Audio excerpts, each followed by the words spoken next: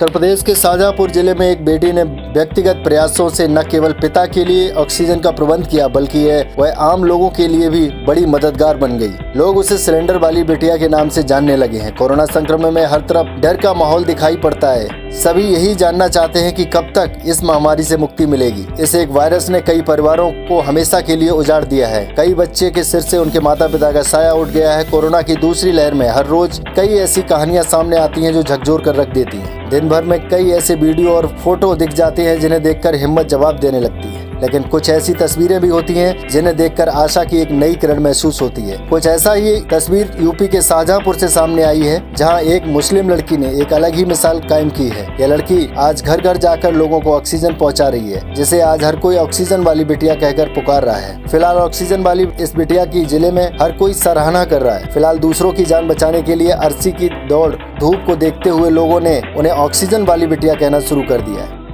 Cylinder पहुंचा रही हैं, इसके जज्बे के लिए क्या कहेंगे? उसके जज्बे को सलाम है। ऐसी लड़की होना बहुत मुश्किल है। आजकल कोई किसी की हेल्प नहीं करता है, आदमी अपना अपना देखता है। उसने हमको रात में सिलेंडर दिलवाया, रात के 12 बजे, एक नहीं दो।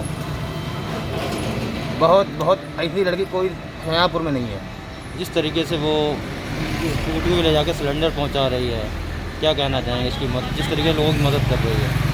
मदद को इस तरीके से कर रही है कि उसके पापा की तबीयत ख़राब हो गई थी। जब उसने देखा कि हमको इस तरीके से सिलेंडर नहीं मिल पा रहा है तो और लोगों को कैसे मिल पा रहा होगा। बहुत उसने हमारी और लोगों की इतनी हेल्प करी है कि हम बता नहीं सकते हैं। माँ बीमार हुई थी करीब 5 तारीख को। उनकी तबीयत बहुत सीरियस थी। डॉक्टर ने ऑक्सीजन का बताया था। अंकित अग्रवाल से इलाज चल रहा था उनका, तो अंकित अग्रवाल ने कहा इन्हें जो है एडमिट कर दो। तो एडमिट यहाँ कहीं हो नहीं रही थी, तो मुझे सिलेंडर की ज़रूरत थी, तो मुझे अर्शी का नंबर मिला। इन्होंने सिलेंडर का 2 सिलेंडरों का हमारा इंतज़ाम करवाया। मैं मजिस्ट्रेट ऑफिस भी गया था, वहाँ कोई सुनवाई नहीं। वहाँ कह रहे थे ऑक्सीजन कोई नहीं मिलेगी। तो हमने ऑक्सीजन लगा दिया था, तो उनकी हालत रात में ढेर बिगड़ गई, तो हम जिला अस्पताल ले गए। वहाँ सिलेंडर ना होने की वजह से मना कर दिया, लेकिन हमने कहा सिलेंडर हम अपना लगा लेंगे, तो उन्होंने फिर एडमिट कर लिया। लेकिन वहाँ सिलेंडर खुद लगा, लेकिन कोई देखभाल नहीं हुई। जिस तरीके से अर्शी सिलेंडर लेके स्कूटी से घूम रही है, इसलिए अर्शी जो है स्कूटी से तो सिलेंडर लेकर घूम रही। इन्होंने हमारी मदद करी, लेकिन अफसोस मेरी माँ नहीं बची। इन्होंने बहुत हमारी मदद करी, लेकिन अस्पताल की व्यवस्था बिल्कुल चरमराई हुई है। वहाँ कोई देखभाल नहीं है, किसी तरीके की ट्रीटमेंट नहीं मिल रहा है। अर्शी कहती है कि दूसरों की मदद कर उन्हें बहुत ही सुकून मिलता है। वही आज इस ऑक्सीजन वाली बिटिया की हर कोई जमकर सराहना कर रहा है। अर्शी ने तय किया कि वह कोविड मरीजों के लिए ऑक्सीजन मुहैया कराएगी। ऑक्सीजन सिलेंडर के लिए होने वाली परेशानी को अर्शी ने बहुत करीब से महसूस किया और इसलिए उसने तय किया कि वह कोविड मरीजों के लिए ऑक्सीजन मुहैया कराएगी। इसके बाद उसने ग्रुप तथा फोन पर जिसने भी ऑक्सीजन की जरूरत बताई, अर्शी ने उसकी मदद की। अर्शी ने बताया कि उसने 2 खाली सिलेंडर की व्यवस्था की तथा शाहबाद, हरदोई, उत्तराखंड और शहर से उसने ऑक्सीजन रिफिल कराकर लोगों के घरों तक पहुंचाया। इस काम के लिए वह किसी से पैसे नहीं लेती, वह निःशुल्क यह मदद उपलब्ध करा रही है। अर्शी ने अब तक लगभग 20 ऑक्सीजन सिलेंडर लोगों के घर तक पहुंचा चुकी है और इस काम में उसके 2 भाई और उसके ग्रुप से जुड़े लोग कर रहे हैं। मेरे पापा की तबीयत बहुत ज़्यादा ख़राब थी, तब हमें ऑक्सीजन की ज़रूरत थी, बट ऑक्सीजन मिल नहीं रही थी। हमें काफ़ी ज़्यादा दिक्कतें हुई हैं ऑक्सीजन मिलने में। मजिस्ट्रेट के पास जब वो साइन नहीं करते थे, वहाँ पे डेली के डेली न्यू पर्चा बनवा के लाना पड़ता था। लेकिन बड़ी किल्लतों से हमें ऑक्सीजन मिली है। अगर ऑक्सीजन नहीं प्रोवाइड होती तो शायद पापा आज हम लोग के साथ में नहीं होते। लोग कह रहे हैं कि जो है ऑक्सीजन की वजह से नहीं, लोग डर की वजह से मर रहे हैं। ये बात बिल्कुल सरासर झूठ है। लोगों को ऑक्सीजन नहीं मिल पा रही है। होम इंस्टॉलेशन के लिए मतलब गवर्नमेंट ने बिल्कुल साफ मना कर रखा है कि जो भी घर पर पेशेंट है उनको ऑक्सीजन नहीं दी जाएगी। लेकिन जैसे तैसे करके हमने लगभग पापा के 8 से 10 सिलेंडर लगवाए हैं। मेरे पापा आज बिल्कुल ठीक है। मैं अब इसलिए ज़्यादा दौड़ रही हूँ कि मुझे लगता है कि शायद अगर मेरी वजह से एक भी जान बच जाएगी तो मेरा जीवन सफल हो जाएगा। बस इसीलिए मैं रोज़ के रोज़ जाती हूँ, लोगों की हेल्प करती हूँ। मेरे पास 2 सिलेंडर हैं, वो 2 सिलेंडर मैंने अभी दूसरों को दे रखे हैं। एक हदर चौकी पे रहते रेहान, उनको दिया था। उनकी मम्मी की काफ़ी कंडीशन ख़राब थी।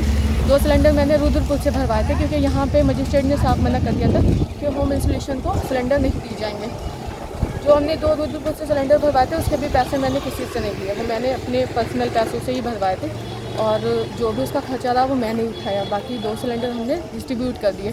अभी भी वो 2 सिलेंडर हैं मेरे पास में जो दिए हुए हैं, लेकिन हम वो जैसे ही खाली होते हैं तो मैं पूरी कोशिश करती हूँ अपनी तरफ से कि कहीं ना कहीं से उसे भरवा दूँ। कभी हरदोई जाना पड़ता है इसके लिए, कभी शाहबाद जाना पड़ता है। इस प्रोसेस में पूरा दिन बस भागा दौड़ी हो जाती है। ये काम हम आम इंसान का नहीं, ये काम हमारे मजिस्ट्रेट साहब का है और जो बड़े बड़े नेता बैठे हैं उनका है, लेकिन उनको बिल्कुल भी परवाह नहीं है, किसी की जानों की परवाह नहीं है। अगर वो थोड़ी सी हमारी हेल्प करे तो हम बहुत सारी जानें बचा सकते हैं। बस हम इतना कहना चाहेंगे, अगर कोई भी हमारी हेल्प करना चाहता है तो हम अपना कॉन्टैक्ट नंबर दे देंगे, हमसे जुड़े, ऑक्सीजन प्रोवाइड कराए, अगर जैसे भी हो सकता है लोगों की जान बचाए। तो अब तक आपने कितने लोगों को सिलेंडर भरवा के दे चुके हैं और अब तक कितने लोग ठीक हुए? हमने 3-4 लोगों को अभी तक ऑक्सीजन सिलेंडर प्रोवाइड करवाए हैं और उसमें से काफ़ी लोग ठीक भी हुए हैं। अभी भी एक पेशेंट है दुर्गा ऑफिस के पास, सर सैयद नावेद, उनके पापा रिक्वायरमेंट है, उनको भी ऑक्सीजन सिलेंडर हमने दे रखा है। उनके भी पापा की हालत में अब काफ़ी सुधार है, लेकिन हाँ अगर ऑक्सीजन ऐसे ही मिलती रही उनको तो वह ठीक हो जाएंगे। और अगर ऑक्सीजन मिलने में दिक्कत हुई तो ऑक्सीजन लेवल ही जब कंट्रोल नहीं होगा तो लोग क्या करेंगे, लोग अपनी जान से हाथ धो बैठेंगे। तो अब सरकार से किस तरीके की? सरकार हाँ, मजिस्ट्रेट साहब बोलते हैं कि आप ज़िला हॉस्पिटल में एडमिट कराइए पेशेंट को या किसी भी प्राइवेट हॉस्पिटल एडमिट कराइए।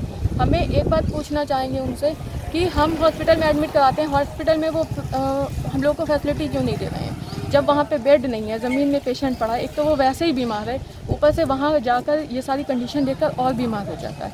इसलिए हॉस्पिटल में फैसिलिटी उन्हें देनी चाहिए उस हिसाब से। घर पे हमारा पेशेंट रहता है, हम उसमें आधे घंटे के बाद में ट्रीटमेंट देते रहते हैं, कभी उन्हें मिल्क प्रोवाइड करते हैं, कभी काढ़ा दे रहे हैं, ठीक है। लेकिन हॉस्पिटल में सारी चीज़ें नहीं होती। उन्होंने मॉर्निंग में मेडिसिन दे दी, शाम दोपहर में आएंगे आप खुद मेडिसिन दीजिए। डॉक्टर्स खुद ही पेशेंट से डर रहे हैं। इस कंडीशन में बताइए पेशेंट का क्या होगा। हम लोग इसीलिए डर की वजह से हॉस्पिटल नहीं लेकर जाना चाहते हैं। तो आप इसी तरीके से लगातार स्टाफ करेंगे क्या? जी बिल्कुल, मैं अपनी पूरी कोशिश करूँगी। मुझे पूरा महीना हो गया, रमज़ान शरीफ का महीना है ये। हम बस अल्लाह ताला से दुआ करते हैं और पूरी कोशिश करते हैं कि मेरी वजह से अगर किसी की जान बचती है तो मैं उसके लिए पूरी तरह से तैयार हूँ।